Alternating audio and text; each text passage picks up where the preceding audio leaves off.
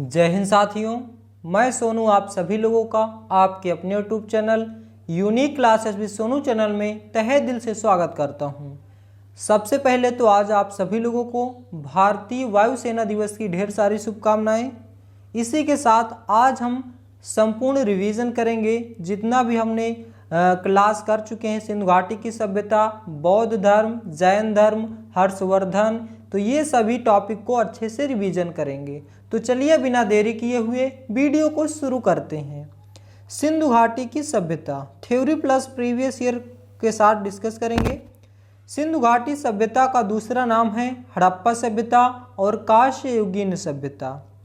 सिंधु घाटी की सभ्यता सिंधु नदी के किनारे विकसित हुई थी। सिंधु घाटी सभ्यता का क्षेत्र विस्तार 12,99,000 वर्ग किलोमीटर या 13 लाख वर्ग किलोमीटर है। सिंधु घाटी सभ्यता की लिपि कौन सी है? भाव चित्रात्मक, दाएं से बाएं की ओर, यानी कि भाव चित्रात्मक है, चित्रों में वर्णन मिलता है और ये लोग दाएं से बाएं की ओर लिखते थे। समाज कैसा है? मात्र सत्रात्मक है और घरों में ईंट का प्रयोग कैसे करते थे? 4:2:1, 4:2:1 इंग्लिश बैंड स्टाइल के रूप में ये लोग ईंटों का प्रयोग करते थे। आकृति कैसी थी? सिंधु घाटी सभ्यता की आकृति पूछा जाए तो त्रिभुजाकार थी। इनका व्यवसाय क्या था? कृषि प्लस व्यापार पर डिपेंड थे और सबसे ज़्यादा कृषि पर डिपेंड थे। पवित्र पशु क्या था? कुबड़ वाला बैल और श्रृंगयुक्त पशु। श्रृंगयुक्त पशु भी कहा जाता है किसे? कुबड़ वाला बैल को। उनकी व्यवस्था 2 टीलों में विभाजित थी, पश्चिमी टीला और पूर्वी टीला। सिंधु घाटी की सभ्यता 2 टीलों में विभाजित थी, पश्चिमी टीला और पूर्वी टीला। यहीं पर अगर हम बात करें धौलावीरा की, तो धौलावीरा 3 टीलों में विभाजित था, पश्चिमी टीला, मध्य टीला और पूर्वी टीला। ये फैक्ट आपको याद रखनी है कि धौलावीरा 3 टीलों में विभाजित था, पश्चिमी टीला, मध्य टीला और पूर्वी टीला। अब आइए बात करते हैं सिंधु घाटी सभ्यता के स्थल के बारे में। तो सबसे पहले याद रखना है सिंधु घाटी की सभ्यता का अगर पूछा जाए सबसे पूर्वी एरिया क्या है?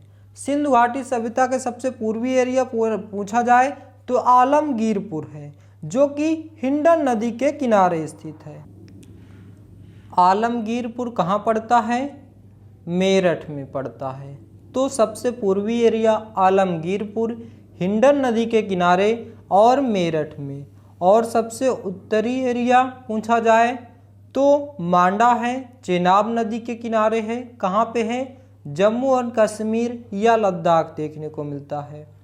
तो दक्षिणी एरिया पूछा जाए तो दैमाबाद है, प्रवरा नदी के किनारे है और महाराष्ट्र में है। और सर्वाधिक जनसंख्या घनत्व भी किसका है? दैमाबाद का है।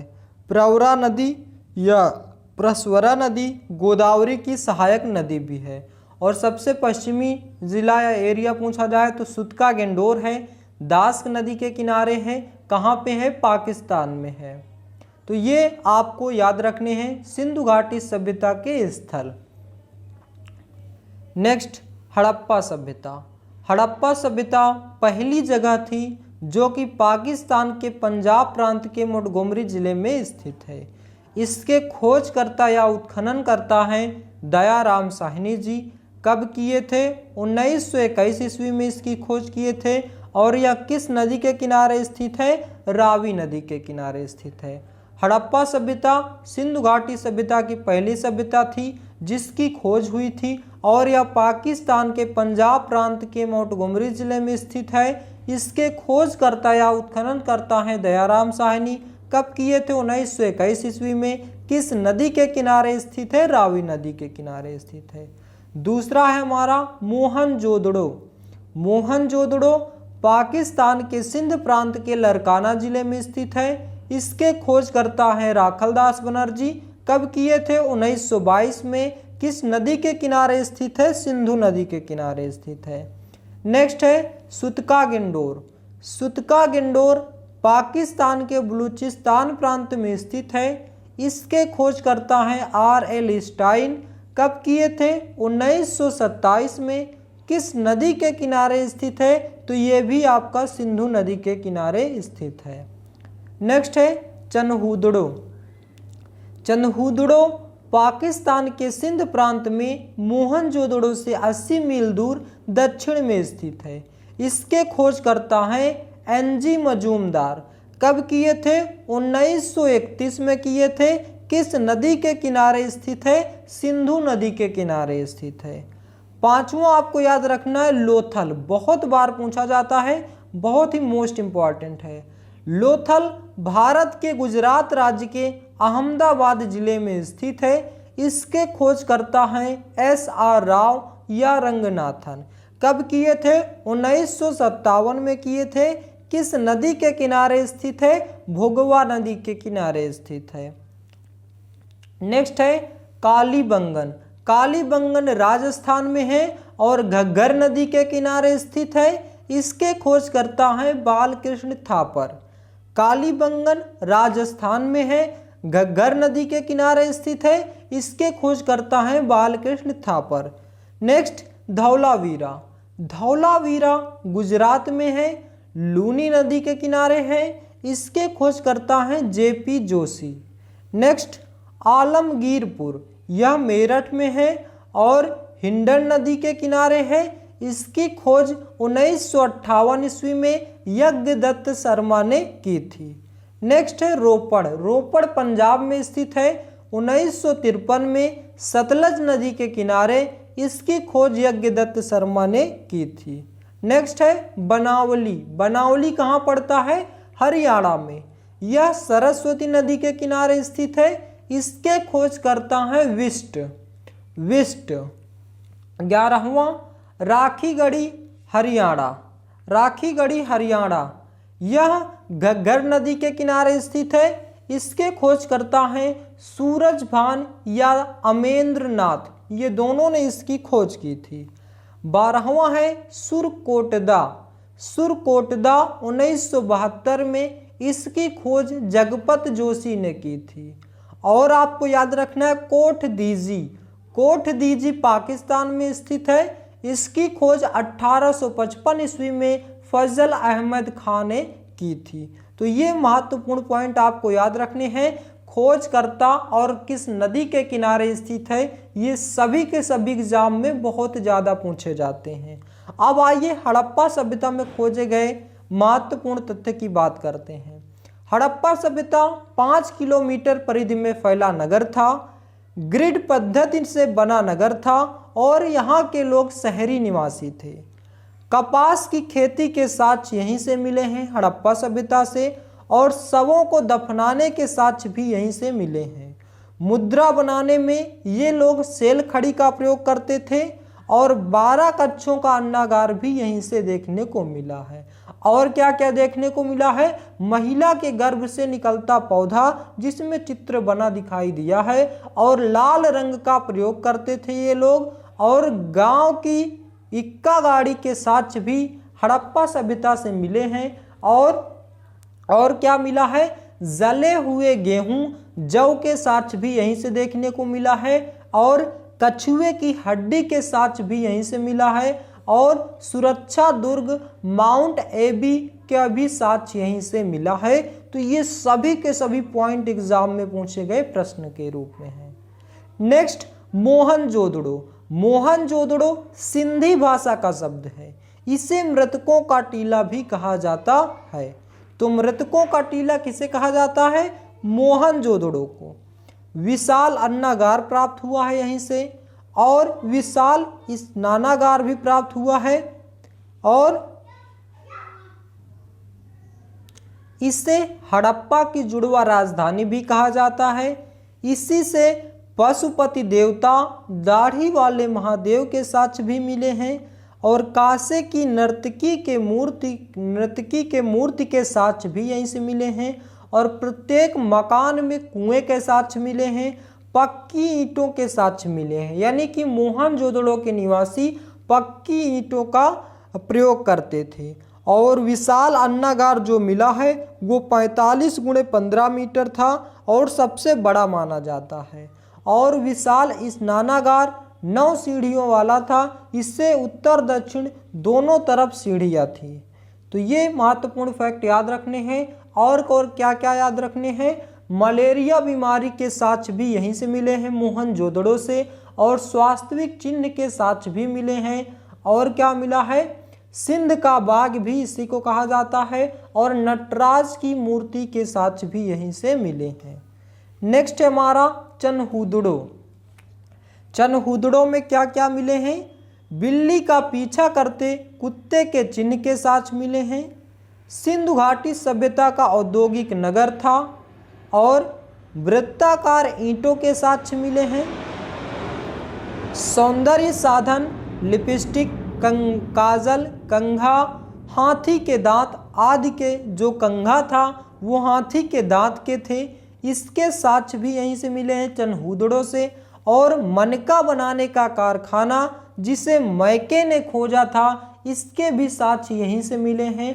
और 4 पहिए वाली गाड़ी के भी साक्ष्य यहीं से मिले हैं। तो ये सभी के सभी फैक्ट याद रखने हैं, चनहुदड़ो से प्राप्त हुए हैं। लोथल जो कि गुजरात राज्य में स्थित है, यहाँ से क्या क्या देखने को मिला है, बहुत ज़्यादा मोस्ट इम्पॉर्टेंट है, मानव निर्मित बंदरगाह के साक्ष्य।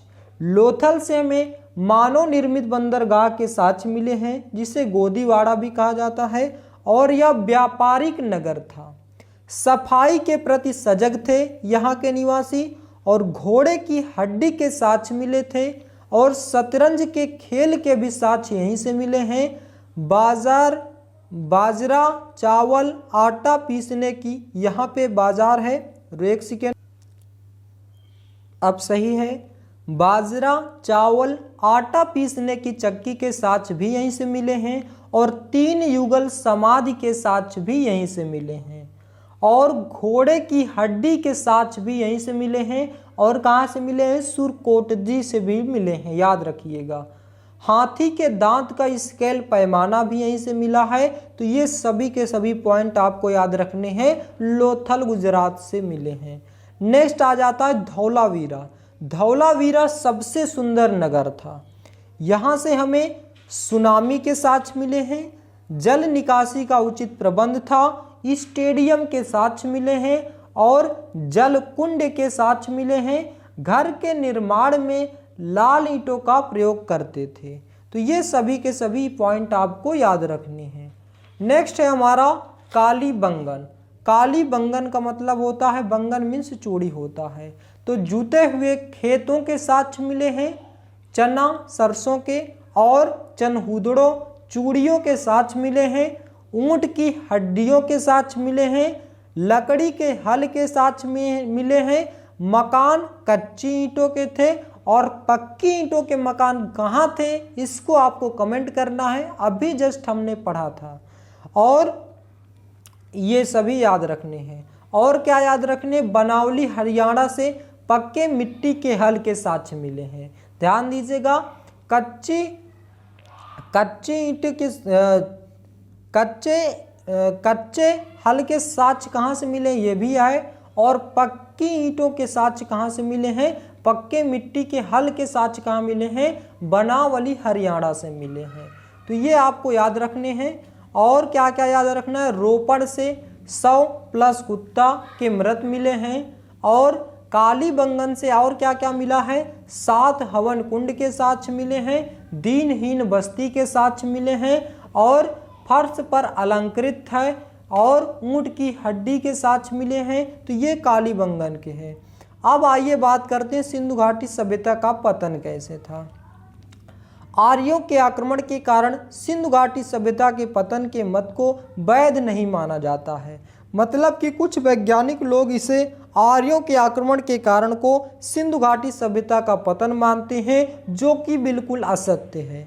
सिंधु घाटी सभ्यता के पतन का मुख्य कारण है जलवायु परिवर्तन, बाढ़, सूखा, प्राकृतिक आपदा आदि। ये सभी के सभी माने जाते हैं, जो कि सत्य हैं, और आर्यों के आक्रमण को वैध नहीं माना जाता है।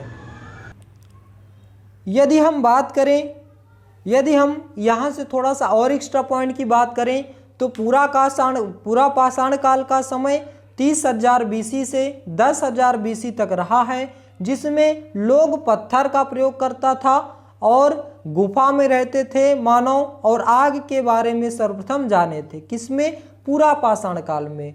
और यदि हम मध्य पाषाण काल की बात करें तो 10,000 BC से 4,000 BC तक इसमें मानव शिकार करना प्रारंभ किया था और तीर कमान का आविष्कार किया था, और पशुपालन आदम यम्पी से साक्ष्य मिले हैं, और कुत्ता सबसे पहले पाला था और घोड़ा बिल्ली भी पाला था।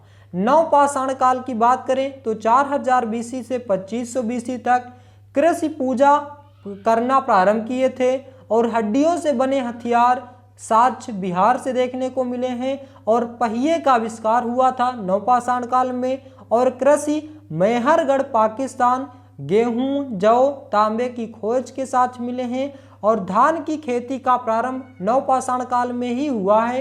ये सभी के सभी पॉइंट आपको याद रखने हैं। तो यहीं पे हमारा सिंधु घाटी की सभ्यता का थ्योरी पोर्शन समाप्त होता है।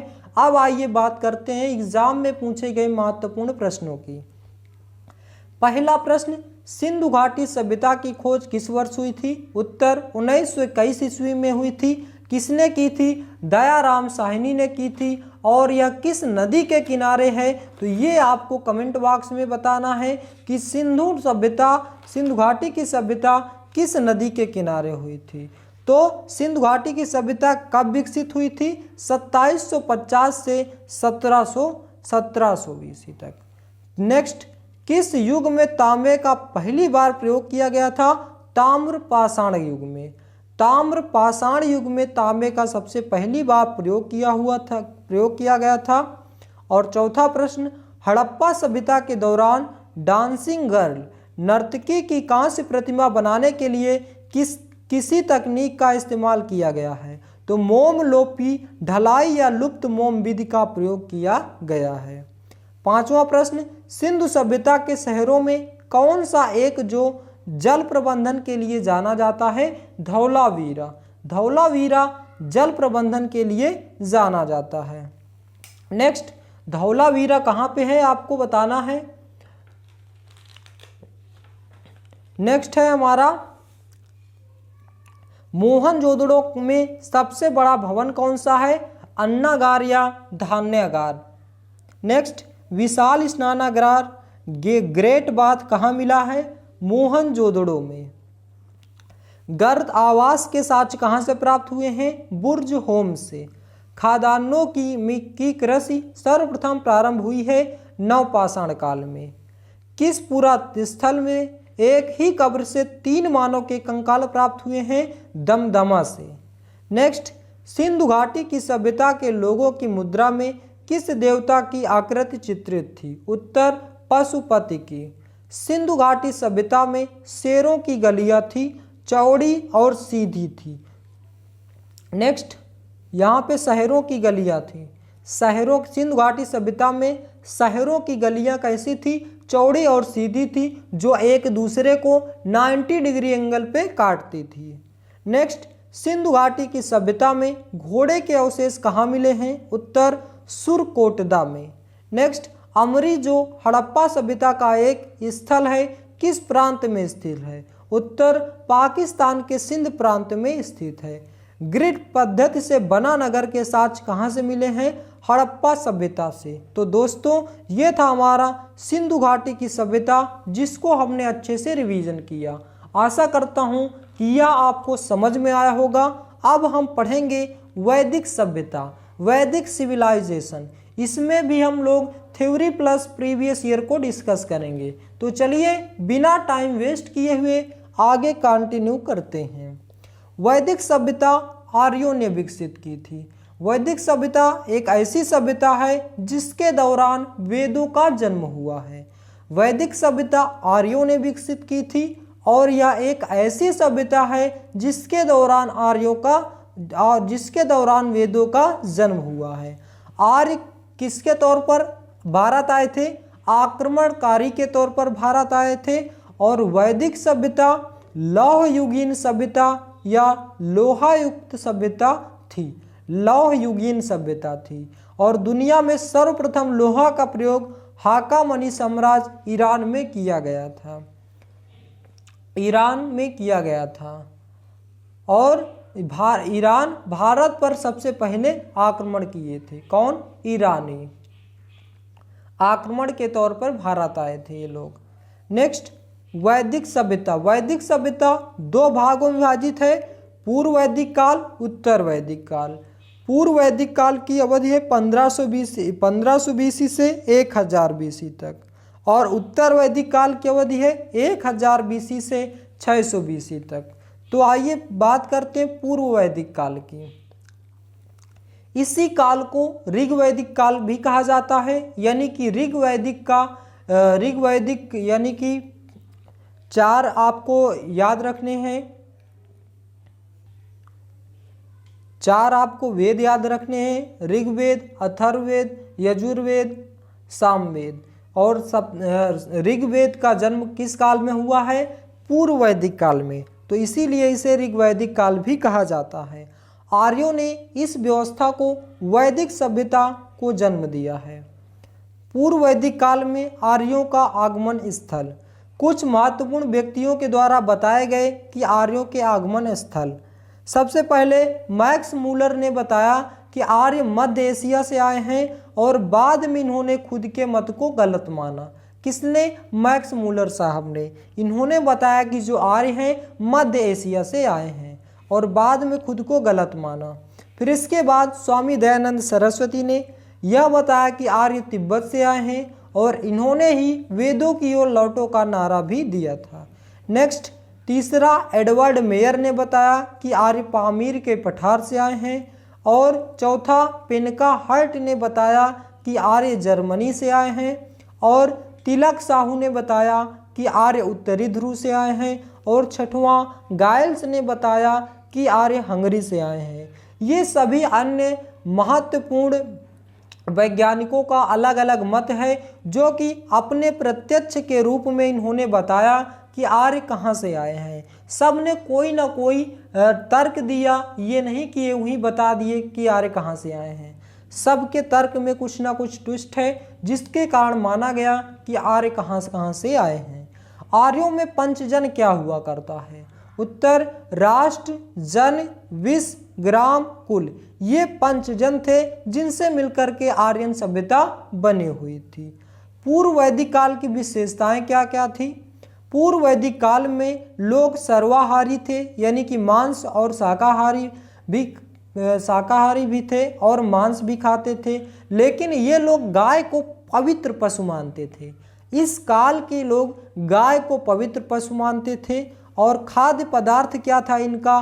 करब, जिसे जौ प्लस दही कहते हैं। और यवांगू क्या कहते थे? गेहूं का दलिया को कहते थे। और इनका प्रिय पशु क्या था? घोड़ा था। और इनकी भाषा क्या थी? संस्कृत थी। और यव को जौ कहते थे। अधन्या को गाय को ये लोग क्या कहते थे? अधन्या कहते थे। अधन्या मतलब ना वध करने के योग्य, मतलब कि ये लोग गाय को बहुत पवित्र पशु मानते थे, गाय का दूध पीते थे, इसलिए लोग शाकाहारी भी थे। और सूरा यानी सोमरस क्या था? इनमें पवित्र पेय पदार्थ था, जैसे कि शराब होता है। और वस्त्र कैसा यूज करते थे? सूती प्लस ऊन प्लस मृग चर्म का प्रयोग करते थे। और उर्वरा क्या थी? कृषि भूमि को कहते थे। और गोटा किसको कहते थे? राजा को कहते थे। वप्ता किसको कहते थे? नाई को कहते थे। तो ये सभी के सभी पॉइंट आपको याद रखना है। क्वेश्चन पूछा जाता है कि आर्य लोग पूर्व वैदिक काल में अधन्या किसको कहते थे? तो गाय को कहते थे। अधन्या मीन्स वध न करने योग्य। नेक्स्ट पॉइंट है हमारा वेद। वेद का अर्थ ज्ञान होता है। वेद का अर्थ ज्ञान होता है। वेदों की संख्या 4 है, ऋग्वेद, सामवेद, यजुर्वेद, अथर्ववेद। वेदों की संख्या कितनी है? 4 है। ऋग्वेद, सामवेद, यजुर्वेद, अथर्ववेद। सबसे पुराना वेद है ऋग्वेद, सबसे नया वेद है अथर्ववेद। पूर्व वैदिक काल में केवल ऋग्वेद के बारे में वर्णन किया गया है। ऋग्वेद के बारे में पढ़ते हैं। इसके संकलनकर्ता हैं वेद व्यास। ऋग्वेद के संकलनकर्ता कौन है? वेद व्यास हैं। सबसे प्रिय देवता कौन है? इंद्र को माना जाता है। इंद्र देवता का नाम ऋग्वेद में 250 बार लिया गया है। इंद्र देवता का नाम ऋग्वेद में 250 बार लिया गया है और अग्नि देवता का नाम ऋग्वेद में 200 बार लिया गया है और सिंधु नदी का नाम 55 बार लिया गया है और गंगा का नाम 1 बार लिया गया है और सबसे पवित्र नदी इनकी क्या थी? सरस्वती नदी है, जिसका नाम 50 बार लिया गया है। तो ये पॉइंट आपको याद रखने हैं। और ऋग्वेद में कुल कितने मंडल हैं? तो 10 मंडल हैं। मंडलों की संख्या कितनी है? 10। और ऋग्वेद के उपवेद का क्या नाम है? आयुर्वेद है। ऋग्वेद में कुल सूक्त की संख्या कितनी है? 1028 है, जिसमें 1017 साकल हैं और 11 क्या है आपका? बाल खिल्य हैं। तो ये आपको याद रखना है। और ऋग्वेद में कुल शब्दों की संख्या कितनी है? 1.50 लाख है। और ऋग्वेद के तीसरे मंडल में गायत्री मंत्र का उल्लेख किया गया है। ऋग्वेद में कुल शाखा कितनी है? 5 शाखा है। और ऋग्वेद के 9वें मंडल में सोम देवता का वर्णन है। ऋग्वेद के 10वें मंडल में जाति व्यवस्था को बताया गया है। और ऋग्वेद में मंत्रों की संख्या कितनी है? 10,462 या 10,562 है। तो ऋग्वेद से बहुत ज़्यादा एग्जाम में क्वेश्चन पूछा जाता है। एक बार इसको फिर से देख लीजिए। इसके संकलनकर्ता वेद व्यास हैं। सबसे प्रिय देवता इंद्र को मानते हैं। और ऋग्वेद इंद्र देवता का नाम ऋग्वेद में 250 बार लिया गया है और अग्नि का नाम ऋग्वेद में 200 बार लिया गया है। सिंधु नदी का 55 बार, गंगा नदी का 1 बार और सबसे पवित्र नदी सरस्वती जिसका 50 बार। ऋग्वेद में कुल 10 मंडल हैं। ऋग्वेद के उपवेद का नाम आयुर्वेद है। ऋग्वेद में कुल सूक्त की संख्या 1028 है। ऋग्वेद में कुल शब्दों की संख्या 1.50 लाख है। ऋग्वेद के तीसरे मंडल में गायत्री मंत्र का वर्णन किया गया है। ऋग्वेद में कुल शाखा कितनी है? 5 है। ऋग्वेद के 9वें मंडल में सोम देवता का वर्णन है। ऋग्वेद के 10वें मंडल में जाति व्यवस्था को बताया गया है। ऋग्वेद में मंत्रों की संख्या कितनी है? 10,462 या 10,562 है। नेक्स्ट, आर्यों की सामाजिक व्यवस्था। आर्यों की सामाजिक व्यवस्था कैसी थी?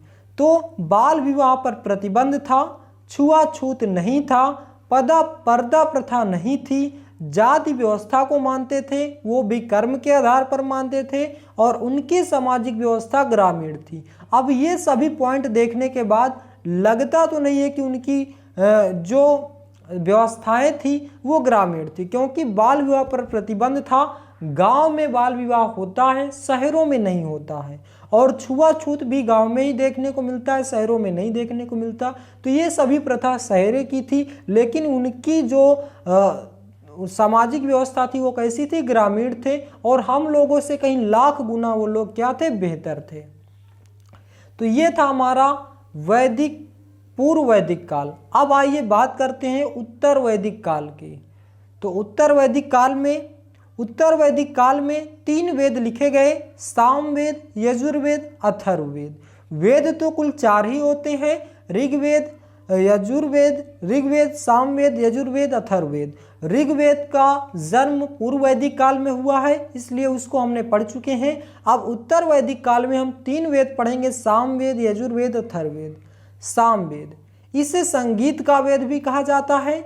इसके संकलनकर्ता भरत मुनि हैं। मंत्रों की संख्या 1875 है और इसके उपवेद का नाम गंधर्व वेद है। इसके पढ़ने वाले को उद्गाता कहा जाता है। तो सामवेद को संगीत का वेद भी कहा जाता है। इसके संकलनकर्ता भरत मुनि हैं। मंत्रों की संख्या 1875 है। उपवेद गंधर्व वेद है और पढ़ने वाले को क्या कहा जाता है? उद्गाता कहा जाता है। दूसरा हमारा है यजुर्वेद। यजुर्वेद यज्ञ के बारे में बताया गया है। इसके संकलनकर्ता विश्वामित्र हैं। मंत्रों की संख्या 1975 है और इसके उपवेद का नाम धनुर्वेद है और पढ़ने वाले को अर्धवर्यु भी कहा जाता है। तो और इसमें 2 शाखा है, कृष्ण शाखा और शुक्ल शाखा। नेक्स्ट आ जाता है हमारा अथर्ववेद। इसमें टोना, टुटका, वशीकरण तथा चिकित्सा के बारे में वर्णन है। अथर्ववेद में टोना, टुटका, वशीकरण तथा चिकित्सा के बारे में वर्णन है। इसके ऋषि विश्वामित्र को माना जाता है और इसके उपदेव शिल्पवेद है और मंत्रों की संख्या 5977 है और पढ़ने वाले को ब्रह्मा कहा जाता है। तो ये सभी के सभी पॉइंट आपको याद रखने हैं। ब्राह्मण ग्रंथ कौन कौन से होते हैं? ऋग्वेद, संख्यायन को शीतकी ग्रंथ, ऐतरेय ब्राह्मण को माना जाता है। यजुर्वेद में ब्राह्मण ग्रंथ क्या है यजुर्वेद का? इसके 2 भाग में है कृष्ण शाखा, जिसके ब्राह्मण ग्रंथ है कठ, तैत्रेय, मैत्रेयी ग्रंथ। ये सभी क्या है? इसके ब्राह्मण शाखा हैं। और शुक्ल शाखा जिसका ब्राह्मण ग्रंथ है शतपथ और सामदेव का पंचविश ग्रंथ, अथर्ववेद का गोपद ब्राह्मण ग्रंथ। वेदांगों की संख्या कितनी है? 6 है। शिक्षा, व्याकरण, कल्प, ज्योतिष, निरूपित, छंद, ये सभी वेदांगों की संख्या है। रामायण किसने लिखी? संस्कृत में वाल्मीकि के द्वारा लिखी गई, अवधी में तुलसीदास जी के द्वारा लिखी गई, तमिल में कंवन के द्वारा लिखी गई और अंग्रेजी में आर.टी.एच. ग्रिफिथ के द्वारा लिखी गई। संस्कृत में वाल्मीकि, अवधी में तुलसी, तमिल में कंवन, अंग्रेजी में आर.टी.एच. ग्रिफिथ ने लिखी। क्या? रामायण। महाभारत को महर्षि वेद व्यास जी ने लिखी है। महाभारत का पुराना नाम जय संहिता है और इसमें पुराणों की संख्या कितनी है? 18। उपनिषद की संख्या कितनी है? 108। मुख्य उपनिषद 13 है और सबसे बड़ा उपनिषद है बृहदारण्यक उपनिषद और सबसे छोटा उपनिषद है मांडूक्योपनिषद। तो ये पॉइंट याद रखने हैं। और पूछा जाए सत्यमेव जयते किस उपनिषद से लिया गया है? तो यह लिया गया है मुंडक उपनिषद से। यम नचिकेता संवाद का वर्णन किसमें है? कठोपनिषद में है। 4 आश्रम का वर्णन कहाँ पे है? ज्वालोपनिषद में है। तो ये सभी के सभी पॉइंट आपको याद रखने हैं। और महाभारत में जो उपनिषद की संख्या कितनी है? 108 हमने बताया, जिसमें 102 सिर्फ पद्य हैं और 4 सिर्फ गद्य हैं और 2 गद्य प्लस पद्य दोनों हैं। ये सभी के सभी पॉइंट आपको याद रखने हैं। अब आइए वैदिक सभ्यता से कुछ प्रश्नों के बारे में चर्चा करते हैं। अच्छा, ये कुछ और पॉइंट आपको याद रखने हैं। 4 आश्रम का वर्णन जो किया गया है ज्वालोपनिषद में किया गया है, लेकिन इसमें बताया गया है 0 से 25 वर्ष में ब्रह्मचारी रहेगा और 25 से 50 में गृहस्थी संभालने के बारे में वर्णन है और 50 से 75 में वनवास ग्रहण करने का बारे में वर्णन है और 75 से 100 के बीच में संन्यास ग्रहण करने के बारे में वर्णन है। संस्कारों की संख्या 16 और विवाह कुल 8 प्रकार के बताए गए। तो ये सभी के सभी पॉइंट आपको याद रखने हैं। अब आइए बात करते हैं प्रीवियस ईयर क्वेश्चंस की। वैदिक सभ्यता किसने विकसित की थी? आर्यों ने। आर्य आक्रमणकारी के तौर पे भारत आए थे, ये आपको पता ही है। गायत्री मंत्र का सर्वप्रथम उल्लेख कहाँ मिलता है? ऋग्वेद में। ऋग्वेद के 3रे मंडल में गायत्री मंत्र का सर्वप्रथम उल्लेख मिलता है और यह सूर्य देवता को समर्पित है। नेक्स्ट, वितस्ता नदी का आधुनिक नाम क्या है? उत्तर झेलम। वितस्ता नदी का आधुनिक नाम क्या है? झेलम। कौन सा शब्द ऋग्वेद में युद्ध के लिए प्रयुक्त किया गया है? गविष्टि। कौन सा शब्द ऋग्वेद में युद्ध के लिए प्रयुक्त किया गया है? गविष्टि। नेक्स्ट, कठोपनिषद का वर्णन किस वेद में मिलता है? यजुर्वेद में। किस वैदिक सूक्त में 4 वर्णों के उद्गम का संदर्भ मिलता है? पुरुष सूक्त में। नेक्स्ट, किस वेद में जादू, माया और वशीकरण का वर्णन मिलता है? अथर्ववेद में। नेक्स्ट, न्याय दर्शन को किसने प्रचारित किया था? गौतम ने। ऋग्वेद में कितने सूक्त हैं? 1028 हैं। ऋग्वेद में पुरोहित क्या होता है? होता। नेक्स्ट, प्रसिद्ध दशराज युद्ध, 10 राजाओं का युद्ध का उल्लेख किस वेद में मिलता है? ऋग्वेद में मिलता है। ऋग्वैदिक काल में गायत्री मंत्र के रचयिता कौन है? विश्वामित्र हैं। प्रसिद्ध सूक्ति तत्त्वमसि का उल्लेख किस उपनिषद में मिलता है? छांदोग्य उपनिषद में मिलता है। उपनिषद काल के राजा हर्षोपति शासन कहाँ के थे? केकय राजवंश के थे। सत्यमेव जयते किस उपनिषद से लिया गया है? मुंडक उपनिषद से। सबसे पुराना वेद कौन सा है? ऋग्वेद। सबसे नया वेद कौन सा है? अथर्ववेद। तो दोस्तों ये था हमारा वैदिक सभ्यता, जिसको हमने पूरे डिटेल से पढ़ा। आशा करता हूँ दोस्तों कि वैदिक सिविलाइजेशन, वैदिक सभ्यता आपको अच्छे से क्लियर हो गया होगा। तो दोस्तों अब हम पढ़ेंगे बौद्ध धर्म, गौतम बुद्ध के बारे में। वीडियो को लास्ट तक देखिएगा। इस वीडियो में बहुत ही कम समय में आपके पूरा का पूरा टॉपिक एकदम 100% आपका क्लियर हो रहा है। तो यह वीडियो आपके लिए बहुत ही महत्वपूर्ण होने वाला है, कोई भी एग्जाम देने जा रहे हैं तो। बौद्ध धर्म, गौतम बुद्ध, इसके बारे में थोड़ा 4 पंक्ति लिखी गई है। सारे सुख ऐश्वर्य त्याग दिए, सत्य को जानने की ठान लिए। गौतम बुद्ध से भगवान बुद्ध तब हुए जब गुरु से ज्ञान लिए और तप किए। नेक्स्ट है दोस्तों, संघर्ष जितना कठिन होगा जीत उतनी ही शानदार होगी, इसलिए संघर्ष करते रहिए, आज नहीं तो कल सफलता जरूर मिलेगी। बौद्ध धर्म के संस्थापक कौन है? गौतम बुद्ध हैं। बौद्ध धर्म के संस्थापक कौन है? गौतम बुद्ध हैं। गौतम बुद्ध का जन्म 563 ईसा पूर्व कपिलवस्तु के लुम्बिनी नामक गांव में हुआ था और इनके पिता का नाम शुद्धोधन था, जो कि शाक्य गण के मुखिया थे। इनकी माता का नाम महामाया था, जिनका बुद्ध के जन्म के 7वें दिन बाद देहांत हो गया था। गौतम बुद्ध का पालन पोषण उनकी सौतेली माँ प्रजापति गौतमी ने किया था। गौतम बुद्ध के बचपन का नाम सिद्धार्थ था। गौतम बुद्ध की पत्नी का नाम यशोधरा था। गौतम बुद्ध के पुत्र का क्या नाम था? राहुल था। किसे लाइट ऑफ एशिया के नाम से जाना जाता है? गौतम बुद्ध को। गौतम बुद्ध किसके समकालीन थे? बिंबिसार के समकालीन थे। गौतम बुद्ध कितने वर्ष की अवस्था में गृह त्याग कर सत्य की खोज में निकल गए थे? 29 वर्ष की अवस्था में। ये पॉइंट बहुत ही महत्वपूर्ण है दोनों। गौतम बुद्ध कितने वर्ष की अवस्था में गृह त्याग कर सत्य की खोज में निकल गए थे? 29 वर्ष की अवस्था में। और सिद्धार्थ के गृह त्याग की घटना को क्या कहा जाता है? महाविनिष्क्रमण कहा जाता है। गृह त्याग की घटना को क्या कहा जाता है? महाविनिष्क्रमण। नेक्स्ट, गौतम बुद्ध के सारथी का क्या नाम था? चन्ना नाम था। किस वृक्ष के नीचे 6 वर्ष की कठिन तपस्या की थी बुद्ध जी ने? पीपल के वृक्ष के नीचे। बुद्ध ने अपना प्रथम गुरु किसे बनाया था? अलार कलाम को बनाया था।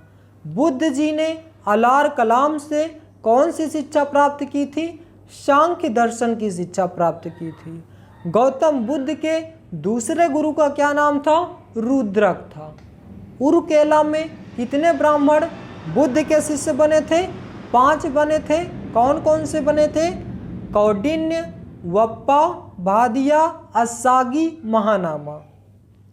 35 वर्ष की आयु में बिना अन्न जल ग्रहण किए आधुनिक बोध गया में निरंजना नदी के किनारे कितने वर्ष की कठिन तपस्या के बाद बुद्ध को ज्ञान प्राप्त हुआ है? उत्तर, 6 वर्ष की कठिन तपस्या के बाद वैशाख पूर्णिमा के दिन बोध गया बिहार में पीपल के वृक्ष के नीचे।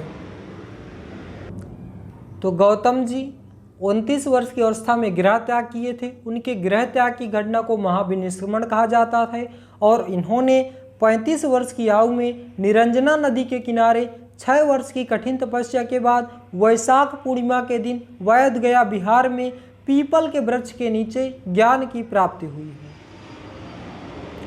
ज्ञान प्राप्त की बाद बुद्ध को क्या कहा गया? गौतम बुद्ध और तथागत कहा गया। सिद्धार्थ का गोत्र क्या था? गौतम था। गौतम बुद्ध को किस रात्रि के दिन ज्ञान की प्राप्ति हुई थी? उत्तर, वैशाख पूर्णिमा के दिन। गौतम बुद्ध को ज्ञान की प्राप्ति किस रात्रि के दिन हुई थी? वैशाख पूर्णिमा के दिन हुई थी। गौतम बुद्ध ने अपना प्रथम उपदेश कहाँ दिया था? वाराणसी के निकट सारनाथ ऋषिपत्ता में दिया था। गौतम बुद्ध ने अपना प्रथम उपदेश कहाँ दिए थे? वाराणसी के निकट सारनाथ ऋषि पत्ताम में। उपदेश देने की घटना को क्या कहा गया है? धर्म चक्र प्रवर्तन। गृह त्याग की घटना को महाविनिष्क्रमण, 29 वर्ष की अवस्था में और 35 वर्ष की अवस्था में ज्ञान प्राप्ति, और उपदेश देने की घटना को धर्म चक्र प्रवर्तन। ये सभी के सभी पॉइंट आपको कंफ्यूज करते हैं, याद रखना है। महात्मा बुद्ध ने अपने उपदेश को किस भाषा में दिया है? पाली भाषा में दिया है। नेक्स्ट, बौद्ध धर्म में त्रिरत्न कौन कौन से हैं? बुद्ध, धम्म और संघ, ये त्रिरत्न हैं। बौद्ध धर्म में प्रविष्टि को क्या कहा जाता है? उपसंपदा कहा जाता है। बौद्ध धर्म में प्रविष्टि को क्या कहा जाता है? उपसंपदा कहा जाता है। बुद्ध के अनुसार देवतागण भी किस सिद्धांत के अंतर्गत आते हैं? कर्म के सिद्धांत पर। नेक्स्ट है, बुद्ध ने तृष्णा की घटना को क्या कहा है? निर्वाण कहा है। बुद्ध ने तृष्णा की घटना को क्या कहा है? निर्वाण। बुद्ध के अनुयायी को कितने भागों में बांटा जाता है? 2 भागों में, भिक्षुक और उपासक।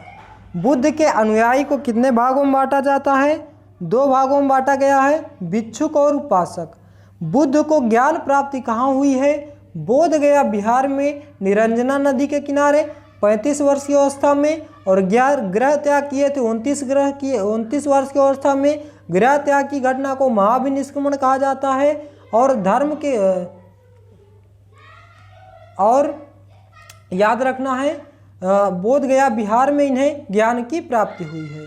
महात्मा बुद्ध की मृत्यु कब और कहाँ हुई थे? 483 ईसा पूर्व कुशीनगर में 80 वर्ष की उम्र में हुई है।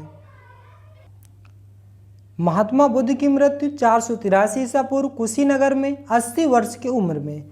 महात्मा बुद्ध की मृत्यु की घटना को बौद्ध धर्म में क्या कहा गया है? महापरिनिर्वाण कहा गया है। महात्मा बुद्ध की मृत्यु को बौद्ध धर्म में क्या कहा गया है? महापरिनिर्वाण कहा गया है। नेक्स्ट, बुद्ध के सबसे प्रिय और आत्मीय शिष्य कौन बने हैं? आनंद। बुद्ध के सबसे प्रिय और आत्मीय शिष्य कौन बने हैं? आनंद। महात्मा बुद्ध द्वारा दिया गया अंतिम उपदेश क्या था?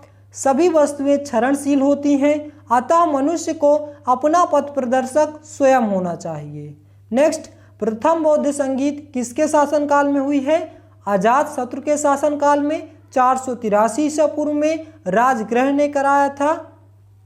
नेक्स्ट, द्वितीय बौद्ध संगीत वैशाली में 383 ईसा पूर्व में कालाशोप ने कराया था। तृतीय बौद्ध संगीत अशोक ने पाटलिपुत्र में कराया था 251 ईसा पूर्व, और चतुर्थ कनिष्क ने कुंडलवन में कराया था, और 5वीं बौद्ध संगीत उज्जैन में 172 ईस्वी में हुई थी। फिर से देखिए, प्रथम बौद्ध संगीत किसके शासनकाल में हुई है? अजात शत्रु के शासनकाल में 483 ईसा पूर्व राजगृह में कराया था, और द्वितीय बौद्ध संगीत वैशाली में 383 ईसा पूर्व कालाशोक ने कराया था। तृतीय बौद्ध संगीत अशोक ने पाटलिपुत्र में कराया था 251 ईसा पूर्व, और चतुर्थ कनिष्क ने कुंडलवन में कराया था, और 5वीं उज्जैन में 172 ईसा पूर्व ईस्वी में हुई है। और बौद्ध धर्म को अपनाने वाली प्रथम महिला कौन थी? बुद्ध की मां प्रजापति गौतमी थी। भारत से बाहर बौद्ध को फैलाने का श्रेय किस राजा को जाता है? अशोक को। बुद्ध के प्रथम 2 अनुयायी कौन थे? कालिक और तपस्वी थे। बुद्ध की प्रथम मूर्ति कहाँ बनी थी? मथुरा में। बुद्ध में सबसे बड़ा मंदिर कहाँ है? इंडोनेशिया के जावा में स्थित है, बोरोबुदुर नाम से फेमस है, और इच्छांक राजा थे जो एक वो बनवाए थे इसको, तो ये कहाँ है? इंडोनेशिया के जावा में स्थित है, बोरोबुदुर नाम से फेमस है। सबसे अधिक संख्या में बुद्ध की मूर्तियों का निर्माण किस शैली में किया गया है? गांधार शैली में किया गया है। बौद्ध का परम धर्म लक्ष्य क्या है? निर्माण। बौद्ध का परम धर्म लक्ष्य क्या है? निर्माण। नेक्स्ट, धार्मिक जुलूस की शुरुआत सबसे पहले किस धर्म में शुरू की गई है? बौद्ध धर्म में। नेक्स्ट, बौद्धों का सर्वाधिक पवित्र त्योहार क्या है? वैशाख पूर्णिमा, जिसे बौद्ध पूर्णिमा भी कहते हैं। अनिश्वरवाद को मानने वाले कौन कौन से धर्म हैं? बौद्ध धर्म और जैन धर्म। बुद्ध ने किसके प्रामाणिकता को नकार दिया था? वेदों के। बुद्ध ने वेदों के प्रामाणिकता को नकार दिया था। सम्राट अशोक को बौद्ध धर्म में किसने दीक्षित किया है? मोगली पुत्र तिस्य ने दीक्षित किया है। महात्मा बुद्ध के 4 आर्य सत्य कौन कौन से हैं? दुख, समुदाय, निरोध, मार्ग। नेक्स्ट, अष्टांगिक मार्ग कौन कौन से हैं? सम्यक दृष्टि, सम्यक संकल्प, सम्यक वचन, सम्यक कर्म, सम्यक आजीविका, सम्यक व्यायाम, सम्यक स्मृति, सम्यक समाधि। ये गौतम बुद्ध के अष्टांगिक मार्ग हैं। बिंबिसार कौन था? हर्यक वंश का राजा था और गौतम बुद्ध किसके समकालीन थे? बिंबिसार के। महात्मा बुद्ध की मृत्यु के बाद उनके शरीर के अवशेषों को कितने भागों में बांटकर उन पर स्तूपों का निर्माण कराया गया था? तो 8 भागों में बांटकर उन पर स्तूपों का निर्माण कराया गया था। और उनकी मृत्यु कितने वर्ष की उम्र में हुई थी? 80 वर्ष की उम्र में हुई थी। अब आइए बात कर लेते हैं कुछ महत्वपूर्ण प्रश्नों की। गौतम बुद्ध ने किस स्थान पर महापरिनिर्वाण प्राप्त किया है? कुशीनगर में। गौतम बुद्ध ने किस स्थान पर महापरिनिर्वाण प्राप्त किया था? कुशीनगर में। बुद्ध ने सर्वाधिक प्रवचन कहाँ दिया था? श्रावस्ती में। गौतम बुद्ध द्वारा अपने धर्म में दीक्षित किए जाने वाला अंतिम व्यक्ति कौन था? सुभद्र था। और प्रथम व्यक्ति कौन था? इनकी माँ प्रजापति गौतमी थी। बौद्ध धर्म के महायान और हीनयान संप्रदायों में मौलिक अंतर क्या है? उत्तर, मूर्ति पूजा है। महात्मा बुद्ध का महापरिनिर्वाण किसके गणतंत्र में हुआ है? मल्लों के गणतंत्र में हुआ है। किस शासक के काल में चतुर्थ बौद्ध संगीत का आयोजन किया गया था? कनिष्क के शासनकाल में। बौद्ध द्वारा भिक्षुणी के रूप में स्त्रियों को प्रवेश की अनुमति किसके आग्रह पर दी गई थी? आनंद के। नागार्जुन कौन था? बौद्ध दार्शनिक था। बुद्ध को ज्ञान प्राप्ति किस आयु में हुई थी? 35 वर्ष की आयु में हुई थी। निरंजना नदी के किनारे हुई थी। गौतम बुद्ध का वास्तविक नाम क्या था? सिद्धार्थ था। और धर्म ज्ञान प्राप्त करने के बाद इनको क्या कहा गया? गौतम बुद्ध और तथागत कहा गया। भरहुत किससे संबंधित है? बौद्ध धर्म से। भरहुत किससे संबंधित है? बौद्ध धर्म से। बौद्ध संरचना धामेक स्तूप कहाँ पर स्थित है? सारनाथ में है। महाबोधि मंदिर या जागृति मंदिर कहाँ स्थित है? बिहार में। बौद्ध धर्म के प्रचार हेतु किस भाषा का प्रयोग किया गया? प्राकृत भाषा का प्रयोग किया गया। कमल का संबंध गौतम बुद्ध के किस घटना से है? जन्म से। कमल का संबंध गौतम बुद्ध के किस घटना से है? जन्म से है। बुद्ध के गृह त्याग का प्रतीक क्या है? घोड़ा है। बुद्ध के गृह त्याग का क्या प्रतीक है? घोड़ा। किस शासक ने बौद्ध हेतु विक्रमशिला विश्वविद्यालय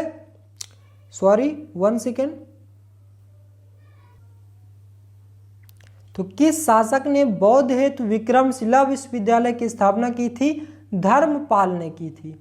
किस शासक ने बौद्ध हेतु विक्रमशिला विश्वविद्यालय की स्थापना की थी? धर्मपाल ने। निरंजना नदी के तट पर कौन सा स्थल है? उत्तर, बोध गया है, जो कि कहाँ पड़ता है? बिहार में। निरंजना नदी के तट पर कौन सा स्थल है? बोध गया। शून्यता का सिद्धांत देने वाले बौद्ध दार्शनिक कौन था? उत्तर, नागार्जुन।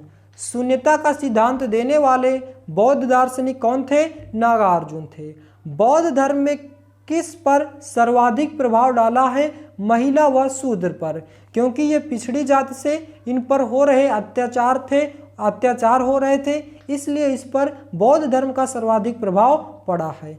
अजंता की गुफाओं में निर्मित किया गया है। क्या निर्मित किया गया है? जातक कथाओं का निर्मित किया गया है और यह कहाँ है? महाराष्ट्र में है। नेक्स्ट, सप्तपणी गुफा कहाँ स्थित है? राजगृह में। सप्तपणी गुफा कहाँ स्थित है? राजगृह में स्थित है। तो दोस्तों ये था हमारा बौद्ध धर्म, जिसको हमने पूरी डिटेल से रिवीजन किया। आशा करता हूँ कि बौद्ध धर्म यह आपको अच्छे से क्लियर हो गया होगा। अब हम जैन धर्म महावीर स्वामी के बारे में पढ़ेंगे। तो चलिए बिना टाइम वेस्ट किए हुए आगे कंटिन्यू करते हैं। दोस्तों यहाँ पे 2 लाइन आपको कहेंगे कि हमने खाई है गरीबी में ठोकरें, हम आंधी और तूफान हो जाएंगे। हमने खाई है गरीबी में ठोकरें, हम आंधी और तूफान हो जाएंगे, एक दिन चाहेगी ये दुनिया हमें, हम हर दिल का अरमान हो जाएंगे। तो दोस्तों इसी के साथ कंटिन्यू करते हैं। जैन धर्म में कुल 24 तीर्थंकर हुए हैं। प्रथम तीर्थंकर ऋषभदेव आदिनाथ हैं और इनका प्रतीक चिन्ह क्या था? सांड या बैल। 22वें तीर्थंकर हुए हैं अरिष्ट नेमि, इनका प्रतीक चिन्ह क्या था? शंख। 23वें तीर्थंकर हुए हैं पार्श्वनाथ, जो कि काशी के राजा इक्षुशांक सुसेन के पुत्र हैं। इनका प्रतीक चिन्ह क्या था? सर्प था। पार्श्वनाथ के अनुयायी निग्रंथ कहलाते हैं। पार्श्वनाथ जी ने 4 महाव्रत दिए हैं, सत्य, अहिंसा, अस्तेय और अपरिग्रह। 24वें व अंतिम तीर्थंकर महावीर स्वामी को माना जाता है और इसने 5वां महाव्रत दिया है, कौन सा? ब्रह्मचर्य। और इनका प्रतीक चिन्ह क्या रहा है? शेर, जिसे सिंह कहते हैं। अब आइए इनकी जीवनी के बारे में पढ़ते हैं। महावीर स्वामी का जन्म 540 ईसा पूर्व वैशाली के कुंडल ग्राम में हुआ था। इनके बचपन का नाम वर्धमान था और इनके पिताजी का नाम सिद्धार्थ था, जो कि वज्जी संघ के छात्र कुल के राजा थे, और माता का नाम त्रिशला था, लिच्छवी चेटक की बहन थी।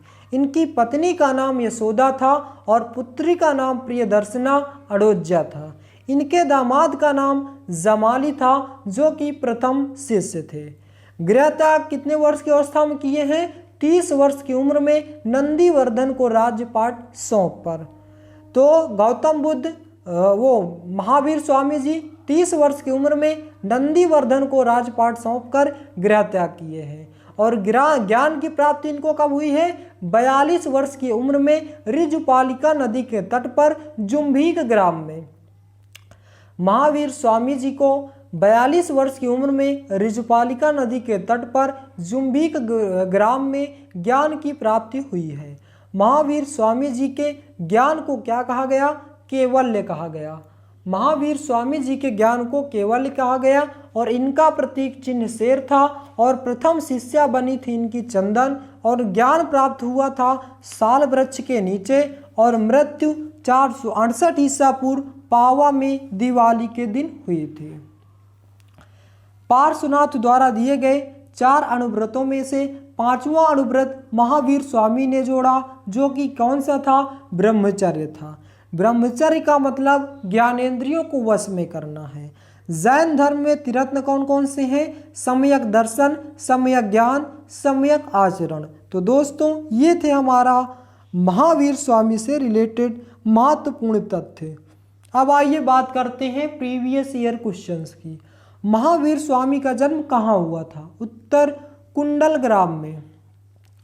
महावीर स्वामी का जन्म कहाँ हुआ था? कुंडल ग्राम में। महावीर स्वामी का जन्म किस क्षत्रिय गोत्र में हुआ था? ज्ञात्रक। महावीर स्वामी का जन्म किस क्षत्रिय गोत्र में हुआ था? ज्ञात्रक। महावीर का मूल नाम क्या था? वर्धमान था। महावीर का मूल नाम क्या था? वर्धमान था। जियो और जीने दो किसने कहा था? महावीर स्वामी ने। जियो और जीने दो किसने कहा था? महावीर स्वामी ने। जैन धर्म में पूर्ण ज्ञान के लिए क्या शब्द है? उत्तर, कैवल्य। कौन सबसे पूर्णकालिक ग्रंथ जैन ग्रंथ कहलाता है? 14 वर्ष पूर्व।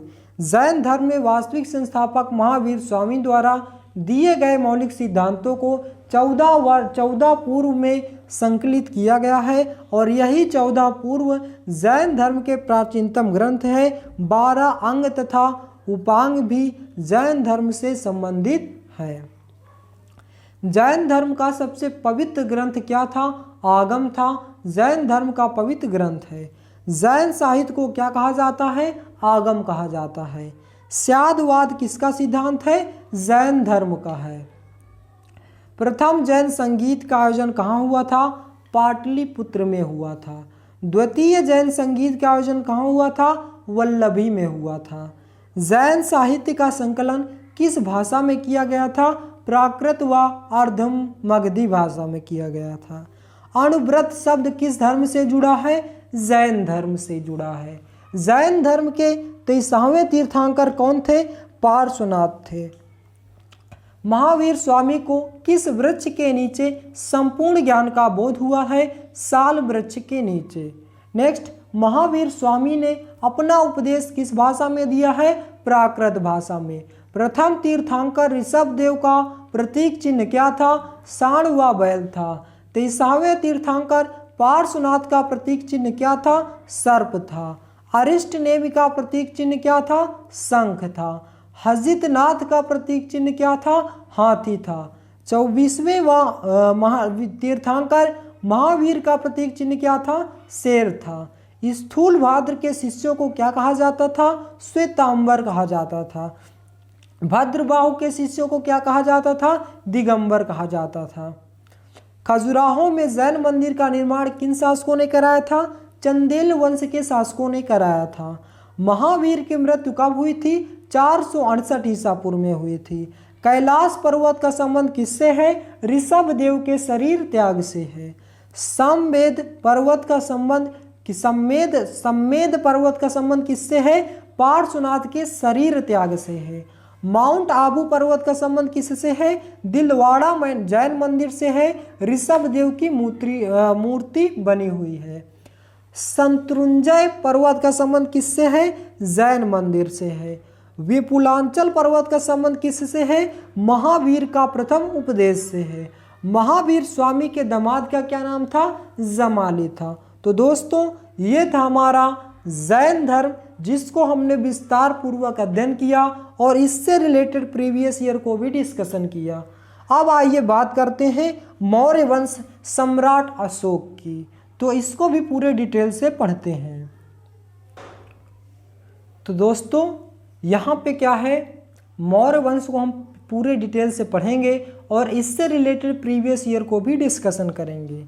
इसमें मैं 4 लाइन कहूँगा कि सारा जहां साथ दे तो और बात है, कि सारा जहां साथ दे तो और बात है, और तू साथ दे तो और बात है। सारा जहां साथ दे तो और बात है, और तू साथ दे तो और बात है।